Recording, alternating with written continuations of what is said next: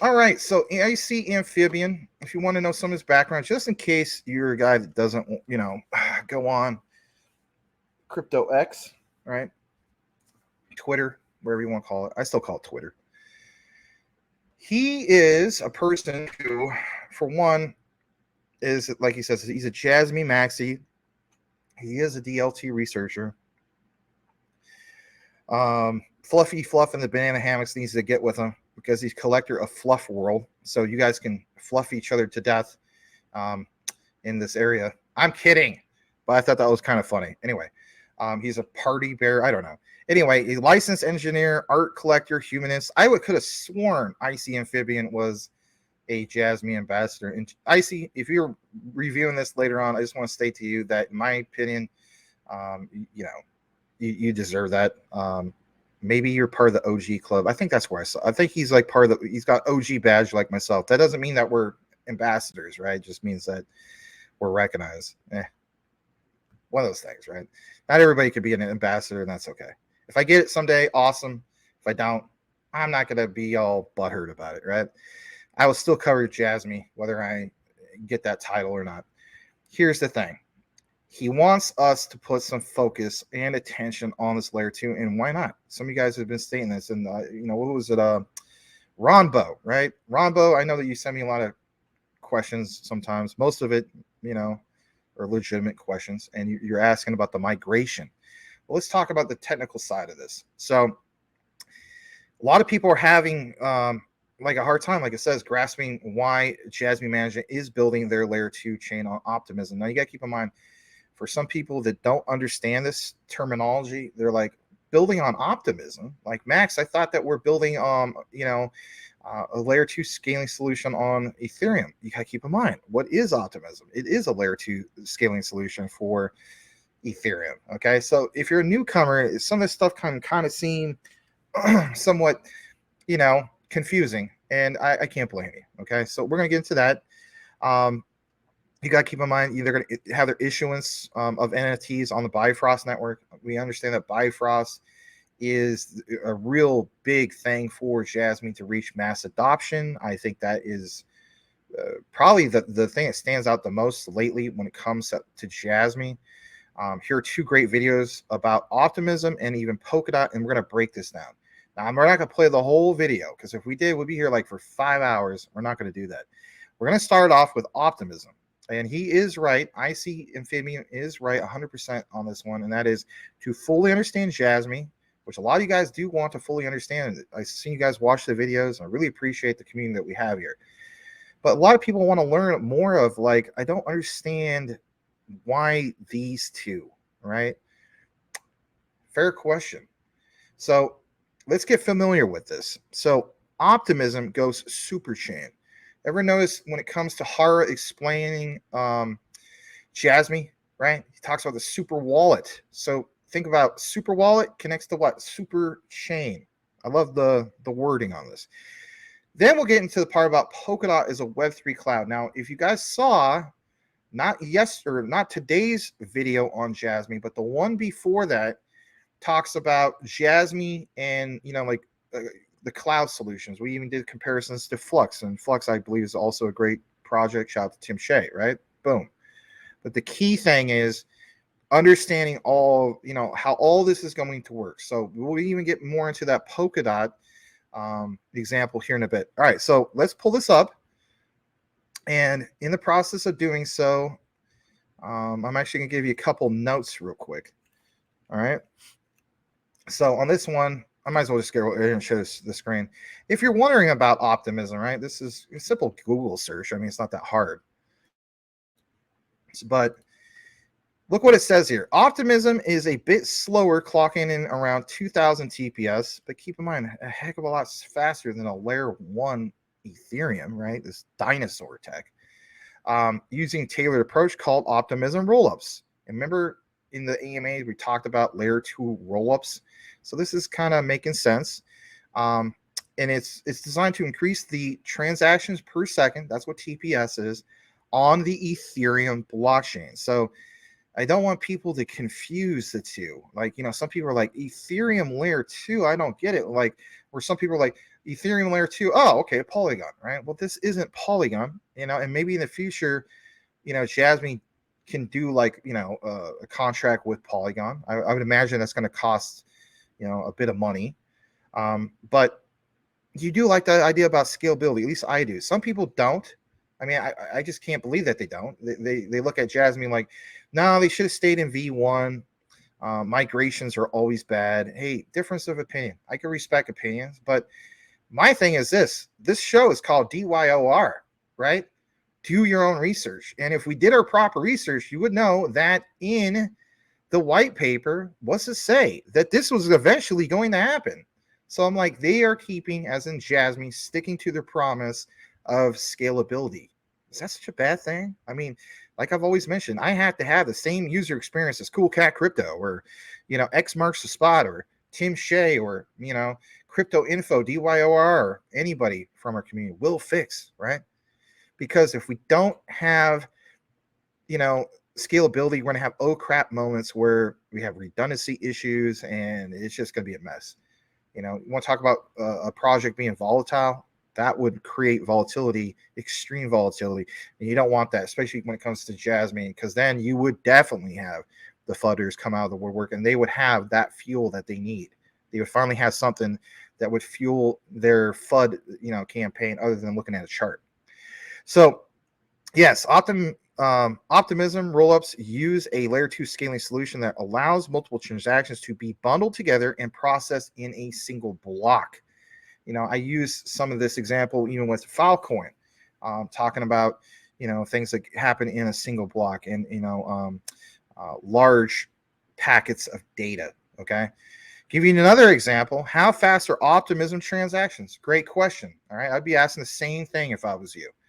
So Optimism is a blockchain scaling solution, offers high-speed layer 2 scaling options, of course, for Ethereum. Right? This is all on par with what Jasmy is trying to do. Ethereum's capacity to support thousands of transactions per second while doing just that, reducing gas fees. Reducing gas fees. You know how many times we saw in the past where people would be like just fudding Jasmy? Oh, it's just another ERC20 token. I don't want nothing to do with that. Why? Because of the gas fees. And then we saw, even at the time, even with their layer 1, there was another scaling solution. Remember, in the past, it was actually centrality, right? And I think centrality was, I believe, 1,000 TPS. So even that scaling solution was so much better in the past than just having Ethereum, right? Just regular plain old Ethereum. So at least Jasmy was always trying to scale. And my point is, even when we made that example of what about way into the future, quant with interoperability, yes, say what you want. That could really be a thing. That's not necessarily nothing burger. It takes money to get some of these things that we want together. So the way I look at it is centrality, right? That was scalability. Now we're entering into this whole thing of optimism, but we're scaling up even more. Jasmy is all about scaling. And that is a good thing. You want to see that from your project, despite all the FUD that's out there. Stay on course. Like Luke Skywalker, stay on course, right? But he had to listen to the Force. That's a bad example. I don't know. Anyway, getting more into this. Let's share this with you. Okay. So that's in regards to Optimism. We're going to play this. And if you're wondering, why show this, Max? Well, the reason why I'm going to show this is going to talk specifically about the Superchain.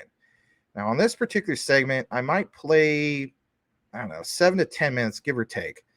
And then after that, I'm going to jump to this other part, which talks about, where's this part real quick? Not the part about Cosmos. I mean, if you're in the Cosmos, you already know about that. But where is it? I think I skipped it. Sorry about that. Crosschain. Okay, yeah, that's it. So we're going to talk about the Superchain and a little bit about this cross-chain messaging. And then, oh, there it is. My bad. So it's literally 3 parts. So a little bit of like maybe 5-7 minutes on this part. We're going to get into the role of general purpose chains, and then of course communication hubs. So I don't know, it's about roughly 3. So let's go ahead and play this. Let's give you a broader perspective of why this is a big deal. And it's Optimism Superchain versus Cosmos. And this is not me saying that, hey, this is better than Cosmos. No, but it gives you an idea of why this is a big deal. I think it is a big deal. And you guys want to understand this a little bit better. And I think Icy Amphibian recognizes that. So shout out to him. And give him a follow too on Crypto Twitter. All right, let's go ahead and play this. Here we go. All right, everyone, welcome back to another episode of Bell Curve. For this one, you've got Mike and Miles. I wish I could turn this up a little bit more, but that's the highest it goes. Oh, it's me. My bad. Well, shoot. I guess it's turned up enough. My bad. All right, here we go. It is turned up enough. Later on, I'll chop that part out. Anyway. Miles, we're doing a little solo episode, just the two of us here. Love it. And, I think the week's news makes it very appropriate. We've taken a little, we've readjusted our plans for the last 2 episodes of the season. It's like that old saying, right? If you want to make God laugh, just tell him your plans. And this week we had there was a big announcement, right? Everyone's very focused on Base, which is the new layer 2 that Coinbase launched. From the beginning of the season, you and I have been very interested in kind of this idea that both Ethereum and Cosmos are kind of on a collision course, right? And that ultimately they're trying to solve the same problem, just from 2 very different starting points. So, in addition to the Base announcement this week from Coinbase that's being built kind of on a version of the OP stack, there's also a kind of a rebrand that Optimism has done. So they're now talking about this thing called the Superchain, right? That's what they're calling it. I think from our standpoint, it kind of looks like this idea we've been really curious about, which is this app chain or app space thesis playing out on Ethereum. And we actually created some slides here for all of you to kind of visually walk you all through this. So I'm going to try to share my screen, but do you want to kind of explain, Miles, while I'm struggling with technology, like what is this idea of the super chain here? Like, why has Ethereum or has Optimism kind of rebranded to this? Yeah, I think, as we've talked about this collision course idea before, which is that, Ethereum and Cosmos are both building towards a future with app specific block space. And I think the super chain is a version of really what the Cosmos thesis is also trying to achieve, but sharing a common security layer in Ethereum. L1, right? And so this is, somewhat of an admission or really embracing the idea that there are going to be, thousands of app specific block space, or app specific chains. And, I think a big part of this rebrand is calling them chains now instead of rollups. And, but doing so in a secure, Ethereum first way. So yeah, I mean, if we just look at the language here, right? So we have Superchain is a horizontally scalable network of chains that share security, a communication layer, and an open source development stack. 2 out of the 3 of those things sound exactly like the Cosmos thesis, basically. You have the Cosmos SDK is an open source development stack that allows a lot of these chains to interact more frictionlessly together because they share certain standards. A communication layer that sounds very similar to a communication standard that IBC provides. The communication layer could also refer to really the original thesis of the Cosmos hub, which was to be really a messaging hub, so that each chain doesn't need to maintain point-to-point connections. So you could see, the Optimism bridge serving as, somewhat of either like a communication standard or a communication hub between all of these, app-specific OP chains. And then, yeah, the only big difference here is that the OP chains are secured at the end of the day by Ethereum.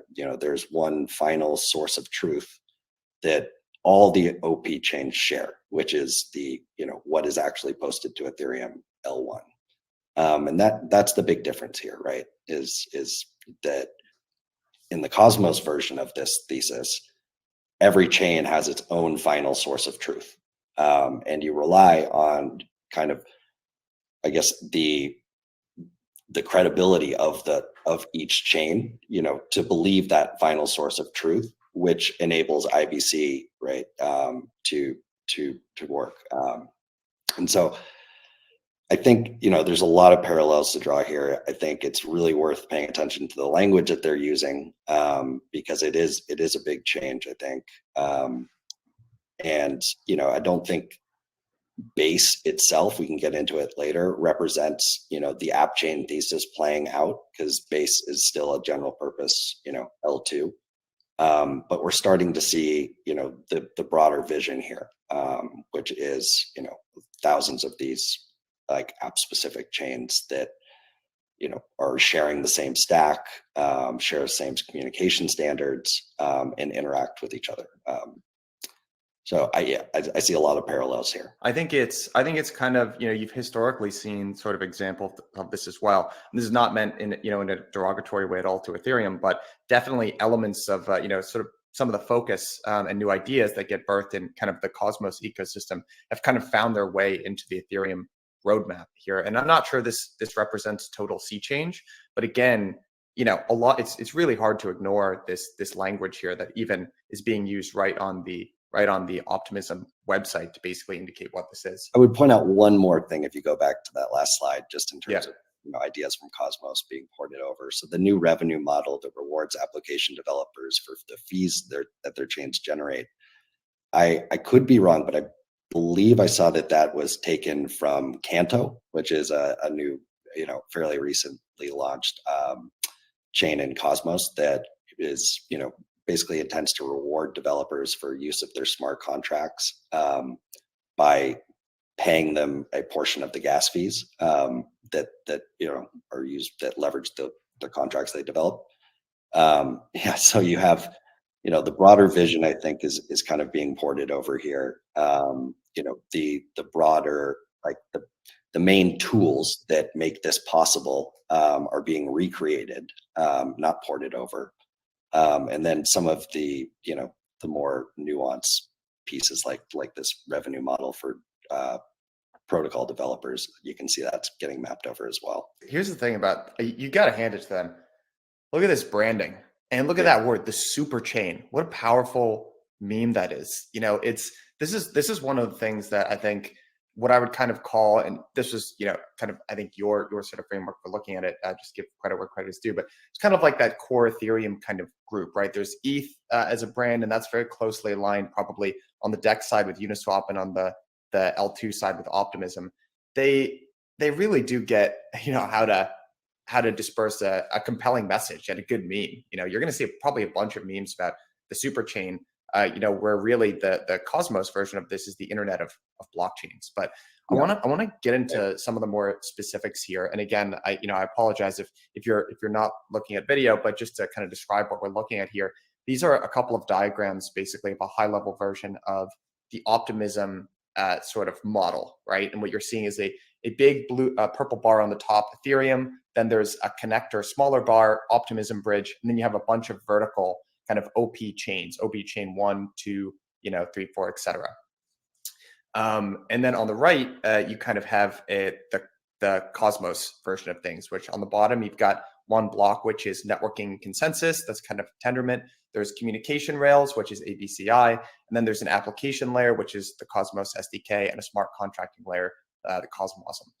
Miles, can you kind of last thing actually on the Ethereum or the Optimism diagram is this cross-chain messaging protocol. So Miles, maybe could you help kind of connect this diagram on the left? Where does Base kind of fall there? Where does Optimism mainnet fall? And just kind of give us an overview here of what we've got going on. Yeah, absolutely. And so this is still very early. We still haven't seen what this looks like, so that we could be wrong here. But essentially, I'd see, to answer the question around where is Optimism mainnet and where is Base, I think that those are, OP chain 1 and OP chain 2. And I think they are just sort of laying the foundations for what can be built on top that enables this, broader vision to play out. I think that they, basically serve as an onboarding tool through Coinbase, and eventually, I think Optimism mainnet will transition to more of a communication hub, similar to Atom. But just to give like maybe a higher level overview of what the similarities are here is you're giving developers a set of out of the box tools that enable them to build their own blockchains securely and interoperable with each other. So with the Cosmos stack, you have Tendermint, which gives you networking and consensus engine right out of the box. So you have the tools, but you still need to go obviously recruit your own validator set to run this software. Just gonna pause there to reflect on what you basically mentioned. So if you guys been excuse me, if you've seen the coverage that we've been talking about for a while, does Jasmy have a sense of interoperability? I did the whole thing with Q&T a while back, but this is yet another example of interoperability, literally like what he just mentioned. So for one, interoperability, scalability, those are one of the two key things that you should take away from that. Now we're going to play a little bit more in regards to this. I think we might play the next 5 or 6 minutes of this because this is good stuff, and then we'll get into the two or three other key parts because we're not going to play this whole thing because it's over an hour. But it is giving you a broader sense of what this is all about. I saw in the comments, I see Amphibian is here. Awesome, guys. I see Amphibian is the one who sent me a lot of this information to highlight tonight. So we are absolutely honored to have the one and only Icy Amphibian here. Thank you so much for all of your research. Thank you so much for everything you're doing for the Jasmy community, keeping people informed. Really appreciate you. All right, we're going to kick it back to this outline. Here we go. And the security of your networking and consensus layer is based off of your own token, right?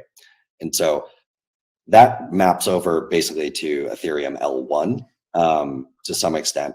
So that's not really part of the OP stack, but the OP stack does have sequencers which do play a similar role to validators, in terms of ordering transactions and sending them to Ethereum L1. And so you get those out of the box. You could still have to either run that sequencer yourself or recruit a network of sequencers to run a multi-sequencer network, or you could potentially rent security from a shared sequencer network, which I think we can get into later. And then on top, you need a set of modules, a set of tools that basically, every single developer who wants to build their own OP chain or their own Cosmos chain, they're not reinventing the wheel. They've got, the core capabilities right out of the box that they can plug in. But you want to make them modular enough so that they can plug and play, different configurations. They can take whatever the out of the box version is and, customize it more for their use case. And so, the goal here is basically with both stacks, is to reduce the amount of time as much as possible from, start of development to launch. And then once they are, launched, give them, a set of tools that allow these chains to communicate with each other. Because that to me is the big missing piece here. And so, yeah, it's interesting. I think we were talking about this all season long, but they're really, Ethereum and Cosmos are building towards the same shared vision, but have very different starting places. And so, I view the OP stack as Ethereum now, trying to build their own Cosmos SDK, right? And instead of this is for allowing, lots of L1s to use the same stack, these are all going to be L2 chains or rollups, as we used to call them. And then on the Cosmos side, they basically really focused on the interoperability, the IBC piece. They've built out, the Cosmos SDK has tons and tons of modules, which, the more people who use it, the more, app chain developers that adopt it, they start contributing themselves, and so there's lots of network effects there. And yeah, but at the end of the day, these stacks are basically just to get to, enable developers to get to from 0 to 1 as fast as possible. And they both are, they both achieve that in different ways.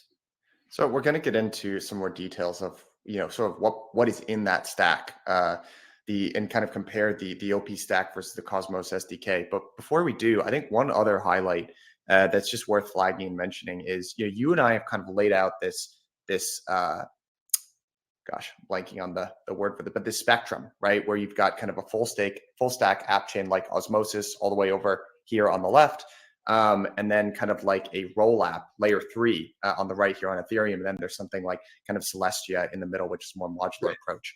What we're talking about here is kind of laying the base. These are all just, to be totally clear, generalized block space layer 2s, right? So this isn't necessarily that layer 3 yet.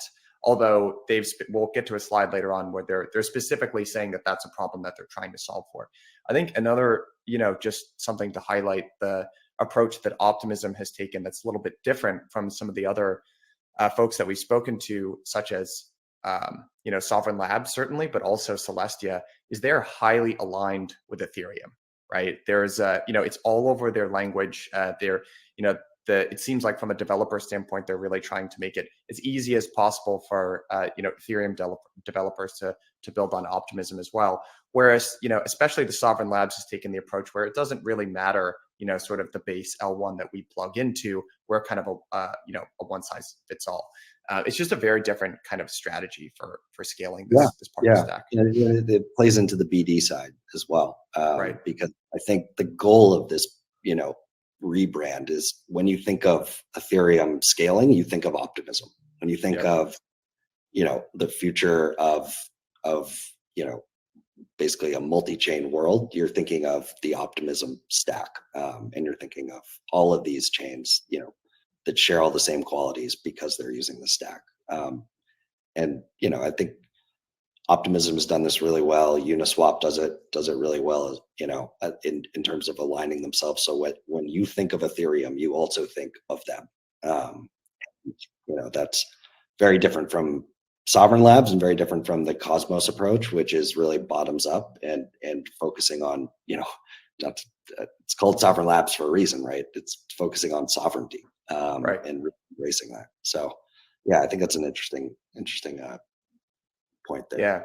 And I think the trade-offs, if I was sitting in the seat of, Preston, who we spoke to last week, or maybe Ben, right, who's the leader at, or one of the co-founders at Optimism, is, on the Ethereum side of things, you plug into distribution, right? You have access to, or first of all, you kind of have inherit the shared security of Ethereum. So it's not something you have to worry about, but it's also, you kind of plug into this sea of users.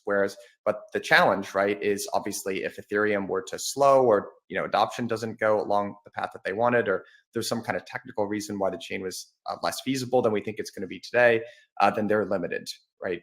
Sort of they've kind of tied their fate to Ethereum's. Whereas the approaches of let's say a Sovereign Labs, you are not limited, right, to the success of the layer 1. But also you do kind of lack that pipeline and funnel into users, right? And it's just we'll see how each of those two things trade off. But that's the way that I would be thinking about kind of the trade-off. And all right, so we're gonna get into the next part of this real quick, because that it really kind of, stop saying kind of, it wraps up the whole thing in regards to the Superchain. So again, Super Wallet, Superchain, see how they connect, right? I mean, it is a great example. Thanks to IC Amphibian for, taking the time to bring us this info. I mean, I could have done some searching around too, but hey, who doesn't like some shortcuts to just, have somebody that you can team up with and get you that info? So shout out to him. Glad to have him here tonight. On top of that, let's jump into this next part of what we have. So that was a great breakdown. Gave you some, both these guys gave you the examples of not just, Optimism, even threw in some Cosmos into the whole mix. Gives you an idea how this all works, right? The smart contract, layer, even with the Cosmos, through WASM, on some of that. You have obviously that Optimism bridge with Ethereum. You know, layer twos are just a glorified roll up, right? You know, it's basically what we call it nowadays. All right, getting more into this. This part where it says cross-chain messaging and shared sequences. On this one, let's see for a second. I think it's not too long, maybe 5 minutes. We'll play this, and then let's see here. There's some real beneficial info if you want to nerd it out about the role of general purpose chains. You know, you can nerd it out more if you choose to do so. But I'm going to jump from here to this, literally this next part. So we're just going to roll it in about 5 minutes, and then after that, we're going to jump over to this part where it says communication hubs and value accrual. And yeah, that's about it after that. After we get into this part, we'll get into the whole thing about Polkadot and layers, you know, that layer 0 and understanding, even going back to this, for instance. I'll show you an example here in a bit. Where is it? Here. So 2 days ago, I did a video on Jasmy blockchain is enhancing cloud computing security, right? Apex and Neutrix Cloud, why it matters. So if this is like kind of Greek to you, or maybe it's not, you just want to learn a little bit more about what you have and why you hold it, as the saying goes, take a look at that video. I know I've done some deep dives that are like, you know, over an hour and stuff like that. That one's not too bad. I mean, you got to keep in mind for the size of my videos, that's not too bad. If you're watching a 21-minute, you know, Maximus Crypto Jasmy video, you're not really complaining too much about being too long, right? For other content creators, that's too long. You're going to want to watch that video at some point, because if you watch tonight, which are obviously some of you guys are, in regards to Polkadot and layer 0, or that layer 0, this gives you an idea of how Jasmy and cloud computing and everything they're trying to do in that realm will give you a broader idea of how it all comes together. Okay, that's why I'm highlighting that. That's from 2 days ago. You owe it to yourself to watch that from an educational point of view. All right, going to jump back into this outline. Let me see if I'm on the right tab. No, I'm not. Let me jump back. All right, we're on this one. So yeah, this is roughly 5 or 6 minutes, and this is good stuff. Here we go. Yeah. But, like, I'd love to get your thoughts on that, but also before we go to the next slide, I do want to get your thoughts on this kind of cross-chain messaging, which, you know, could be kind of one of two things. There actually was, this is the much less likely, but there was a paper that the Ethereum Foundation published, I think back in September or October of this year, which was, you know, what would IBC on Ethereum look like? So that's certainly the messaging solution in the Cosmos ecosystem. Much more likely, right? This is probably a shared set of sequencers. So can you just kind of comment on the distribution approach, and then let's just talk about what some of the trade-offs are of the sequencers. The communication side, the challenge right now with rollups is that for you to bridge from one rollup to another, or at least optimistic rollups, you need to.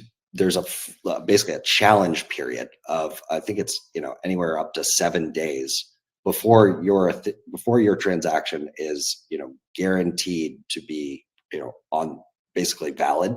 And then you can bridge over to that other rollup. So you're still going down to the L1, basically to the, you know, Ethereum bridge contract on L1, waiting for that challenge period, and then going up to OP chain 2.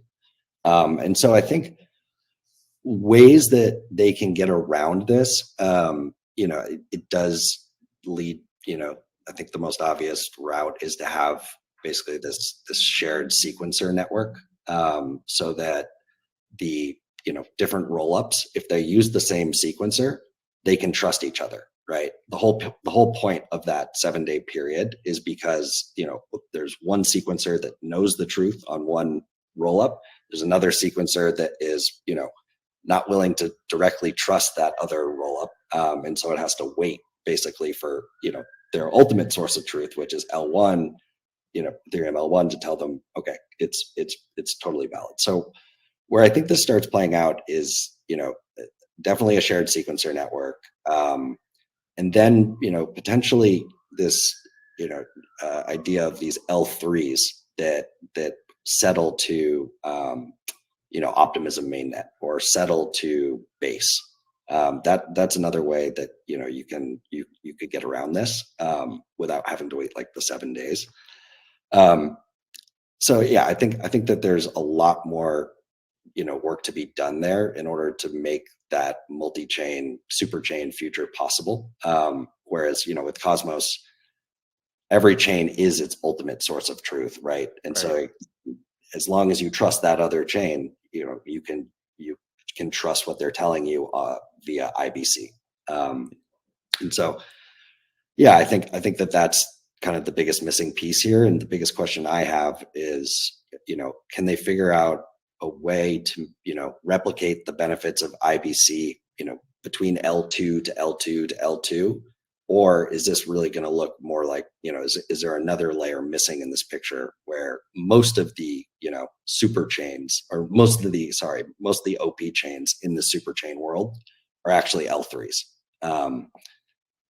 That to me would make, a lot more sense. This is just more of a market structure question here, but I am very curious to see like how many of these OP chains are really necessary, right? And it is, one question that I'm kind of asking myself, we haven't really got into base in general, but it'll be interesting to see who ends up attracting more of the kind of users and activity, right, between Optimism mainnet versus base, because kind of what base has going for it, we talked about it kind of in detail on the roundup edition of Bell Curve that came out on Friday, was it has users, right? There's 108 million users that Coinbase can funnel into this chain, and frankly, 108 million is like an order of magnitude, larger than even the most successful. I mean, it's much larger even than Ethereum, right? So that level of users is unprecedented. The disadvantages that base has is, I think the base. All right, I meant to pause about 30 seconds before that. Sorry about that. Anyway, we're going to get into just a tad bit more of this. All right, I mean, it's pretty good stuff. I mean, it gives you a broader sense. So, again, you're welcome to nerd it out. Just look up Optimism, Superchain versus Cosmos, for instance. And then, yeah, there's all this stuff about Cosmos SDK versus Optimism Stack. I mean, most of you guys aren't going to nerd out. No offense, right? So basically, we're going to get into 1 second. Yeah, here we go. Communication hubs and value accrual. Some of you guys have asked about this. Like, how do we create that sense of value? It's like we understand the, with Jasmy's personal data lockers. So that's, that sense of value, right? When it comes to that. And, I think for the most part, most people understand how that works. But how does all this work when it comes to this roll up, this layer 2? And that's a great question. How do you have a sense of that communication hub? We could talk about interoperability all day long, which we do. I mean, at least I do. But how does this layer 2 create that, like it says, value accrual? So I'm going to go ahead and fast forward to this part. And let's see, this part it says 32-minute mark on that. All right, so this part's 7 minutes. I know this is a little extended. And then after that, we'll wrap up the Jasmy's coverage as far as Optimism, and then we'll jump to the part about Polkadot. So I should say we're wrapping up the coverage, wrapping up the whole thing of Optimism, and then we'll take you to the whole thing of the cloud side of things. So yeah, let's go ahead and get right to it. Here we go. Layer. But, I sort of interrupted you before. You were kind of talking about, I think kind of starting to get into the original role of the hub here. And I want to maybe tee this up by, this is the very first FAQ, right? Which is what happens to Optimism mainnet, right? Because this is where they launched the Superchain. And in their words, the Optimism mainnet isn't going anywhere. And for now, it's business as usual. In the long run, we envision it as an important coordination hub, one of the most critical pieces of the Superchain. So Yeah, that wording is pretty interesting. Can you kind of get into? I think it would be good to kind of do like a little bit of a history lesson about the hub Yeah. and what its original intended purpose was. Because when I read this, I immediately and I also was thinking about with base in mind. My mind immediately went to the Cosmos Hub and really the role of the hub. Mm. And the role, I mean, just as a little history, right? So the Cosmos, at an ICO, which was, got funding basically to build out all of the parts of the Cosmos stack to help grow the Cosmos ecosystem. And the specific role of the hub at that point was to be really a messaging hub, so that each of the chains did not need to maintain point-to-point connections and take on that risk, and instead could basically connect to the hub, and then from the hub they can route to any other chain that's in the ecosystem. The hub's other role was really user onboarding, because the hub was the Atom, the token, is really the only Cosmos ecosystem token that was listed on centralized exchanges. And I see Base and Optimism mainnet playing a similar role here. You have Base, which is going to facilitate onboarding, and then you have Optimism mainnet, which I think over time transitions from less of a hub, less of the home of all the applications and the majority of usage happening on Optimism mainnet, to being really how all these L3s built on top of using the OP stack can communicate.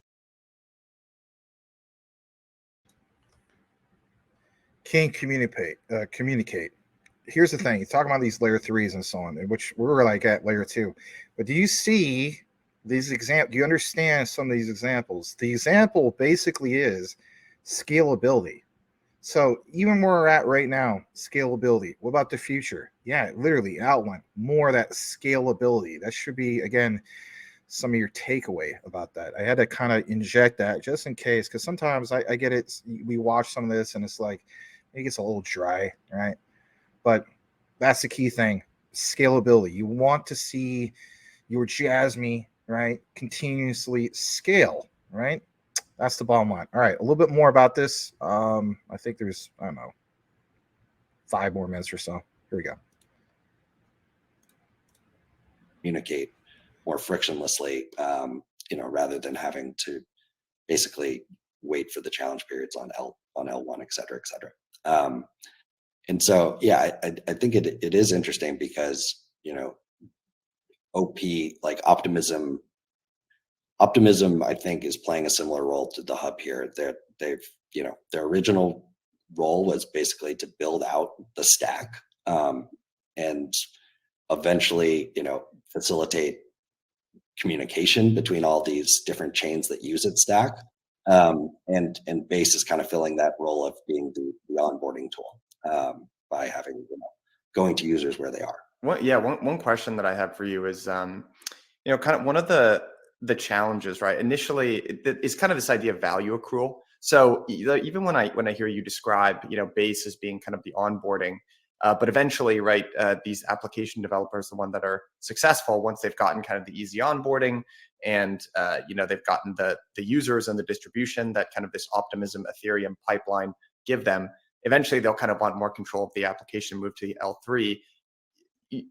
In a way, right, there's this kind of it's kind of a rising tide lifts all boats, but there's also a little co-opetition going on in between Optimism mainnet and Base, and you could almost see like a user journey, right, going right from Coinbase to Base and then to their own L3, and sort of skipping Optimism mainnet. And one of the challenges, right, for the hub, or Atom in general, right, which is the ICO that they raised the funds in, is there's never much thought given to value accrual, right? That was always kind of the challenge for that. So, not that we really want to speculate on kind of token prices here, but can you kind of, dig into that a little bit further? Yeah. I think that, eventually you could see somewhat of a value accrual tension between apps on Optimism mainnet versus, launching their own L3 to get closer, more control of their block space, get basically, a closer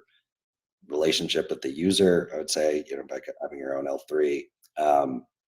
And then, okay, so what is Optimism? If Optimism isn't really, the home of all this activity that's driving, like where the actual apps live, that's driving, transaction fees and all the normal value accrual methods, what is it going to be? And I think that's kind of where Atom found themselves, or the hub found itself over the past year or two, where the majority of all the activity, right, is not, the hub doesn't do anything, but the activity is on these different app chains, and the app chains turned out to prefer point-to-point connections for the most part. So the original thesis around being like the messaging hub, there's really no value accrual, and it wasn't really playing out here. I could see Optimism kind of being at a similar place at some point, but the big difference is if it is, all these L3s are using Optimism mainnet, as a shared communication layer, that there probably is some, some MEV there that Optimism will have, or Atom never will have that. And so, I think there are parallels, but the role is really to build out the stack, right?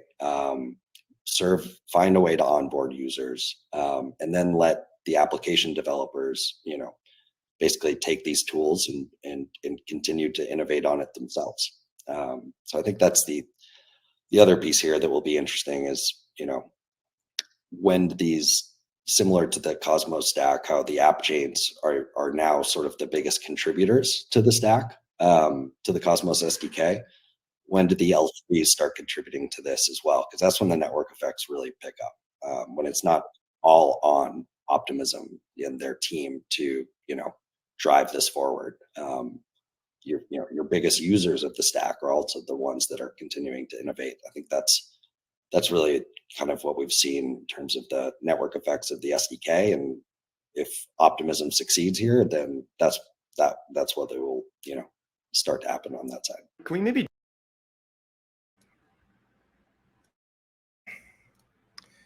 All right, so there you have it in regards to Optimism, and this whole thing of this layer 2 for Jasmy. I mean, there's going to be a certain amount of people appreciate it. Some people may not even care, right? Let's just be honest about that.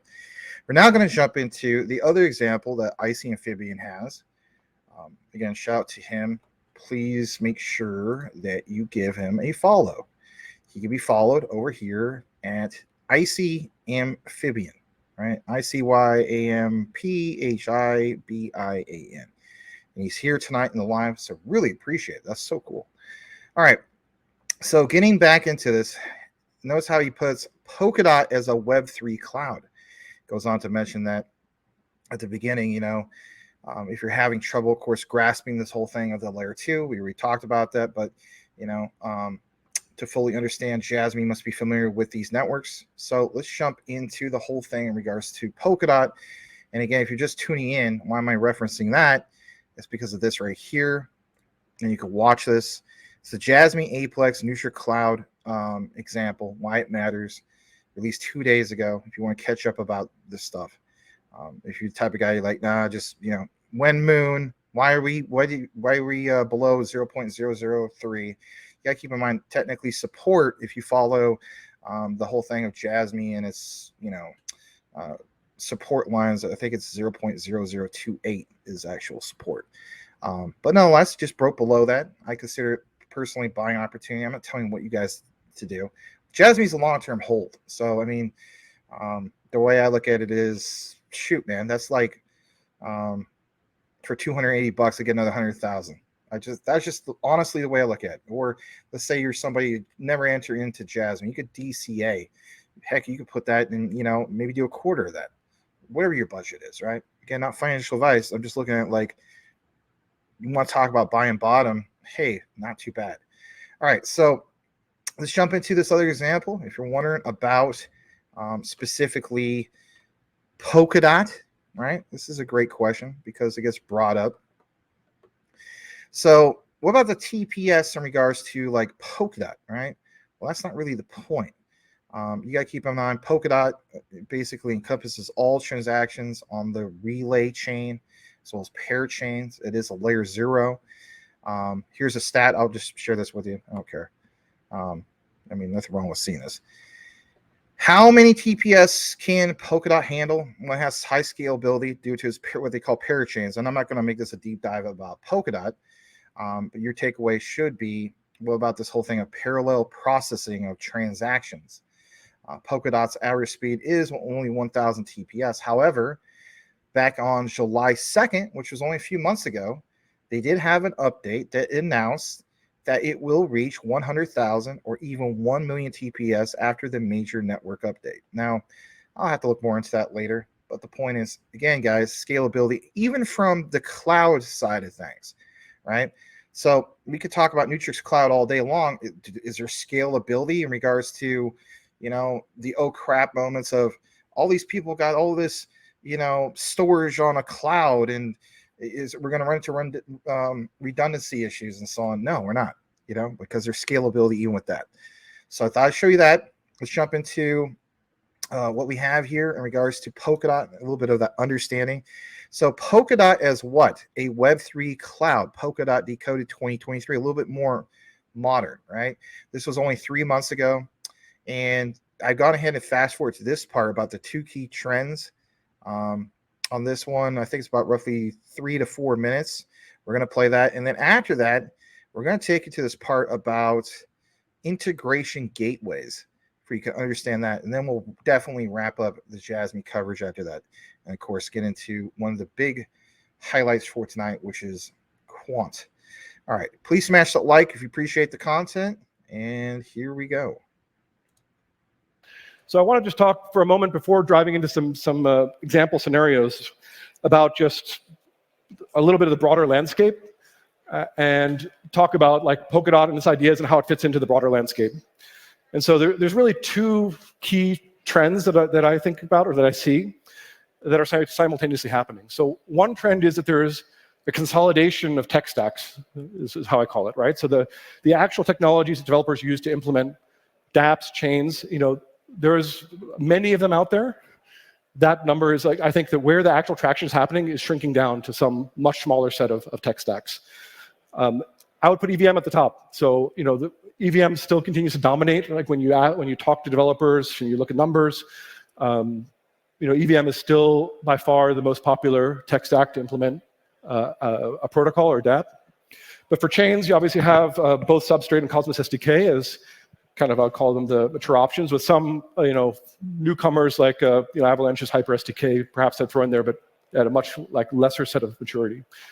So you have this kind of, you know, consolidation of tech stacks. It's very, very difficult these days, by the way, I'd say, to have a standalone chain with like some kind of proprietary tech stack. I kind of feel like those days might be over. It's very, very hard to do that and to bootstrap all the tooling and all the other things around it. You know, that's not for the faint-hearted. So at the same time as there's this consolidation of tech stacks to some fewer number, there's a proliferation of different multi-chain ecosystems.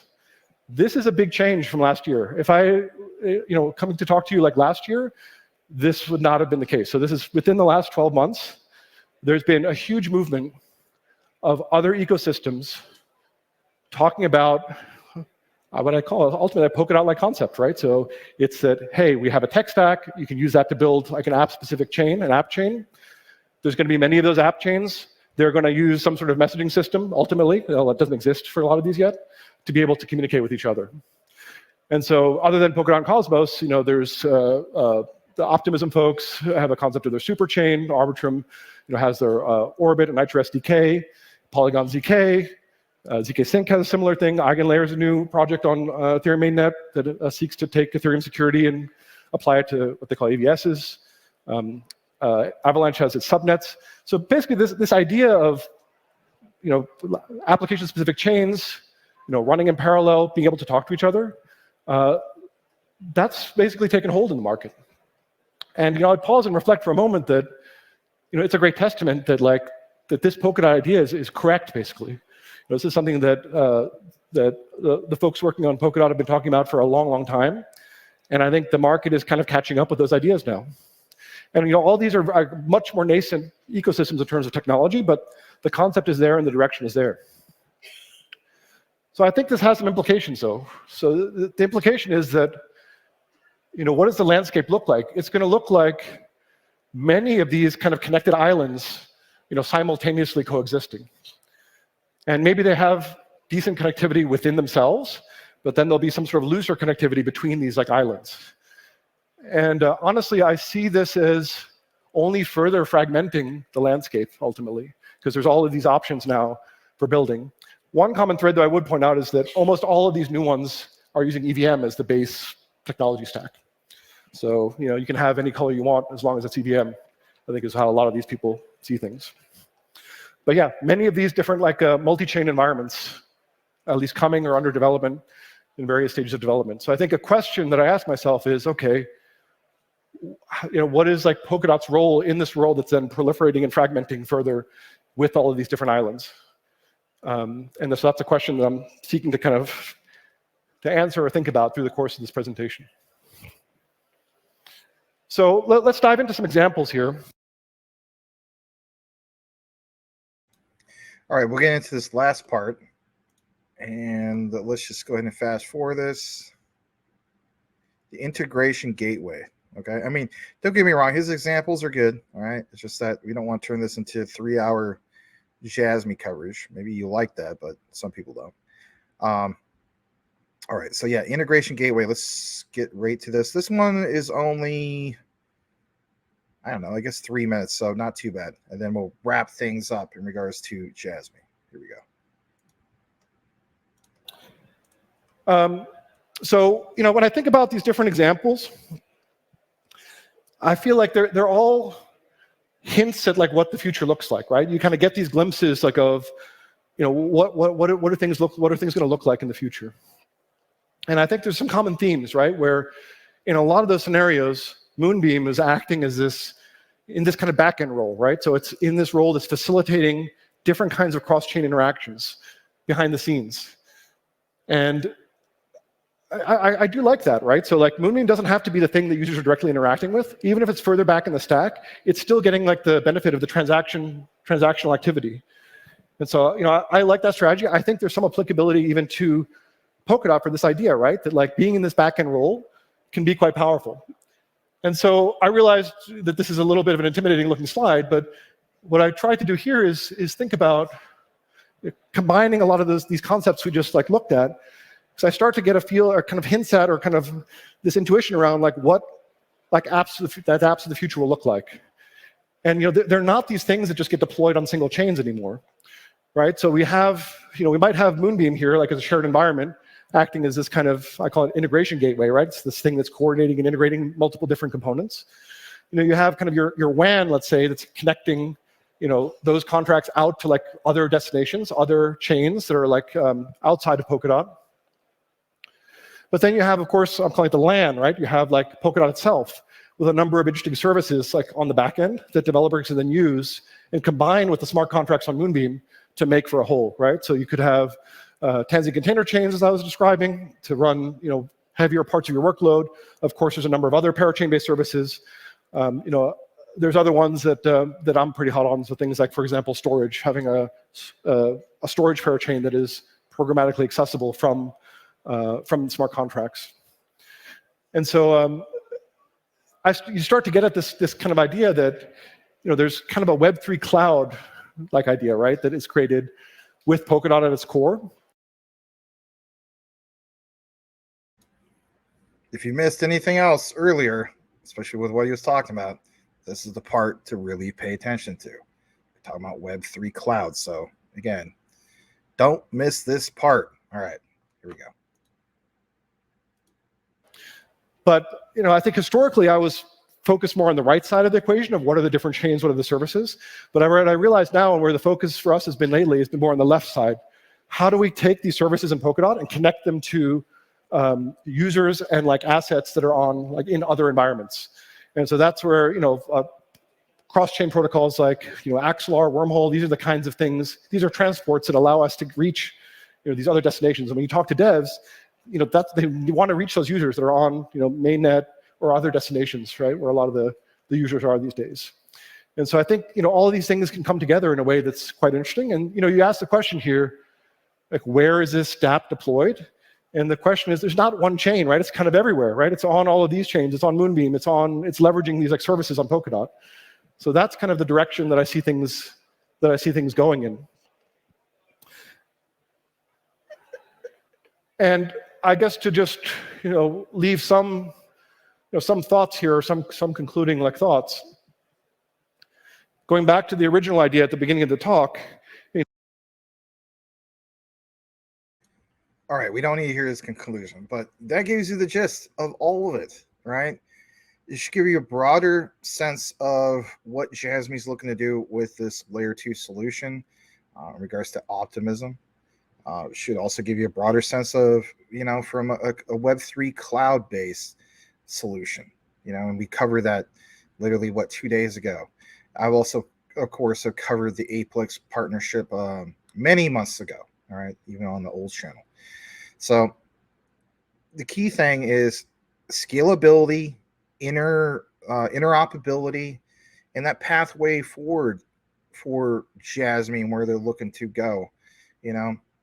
For some people, they'll look at the price and say, wow, it's going the other way. Again, guys, you got to keep in mind, what market are we still in? We're still technically in a bear market. We're still in that accumulation phase. It's a long-term hold for me. And the way I look at it is I'm not going to get, I guess you could say, flooded out of it. I'm looking at it as well, it's another buying opportunity. I'm not going to tell you guys what to do. You got to do what's best for you and your family and so on.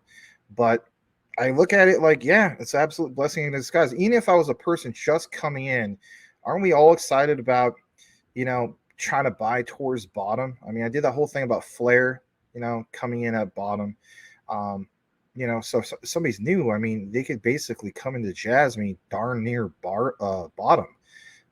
Wow, even if a person was yeah, I just want to start off 50,000 or 25,000. Maybe the person's goal is 100,000 Jasmy, right? That's not too bad. It's not going to break the bank. Some other projects, yeah, you're going to have to kind of shell out a little bit to have something that might be, game changing, generational wealth for the future and so on. So it is what it is. Glad to bring it to you guys. And a special thanks once again to Icy Amphibian. I'll definitely tag you and give you some thanks in regards to this chopped up version that will come out probably tomorrow, right? You guys always get the news and the updates first on the live. That's one of the benefits of tuning in live. I don't know if you guys ever noticed that.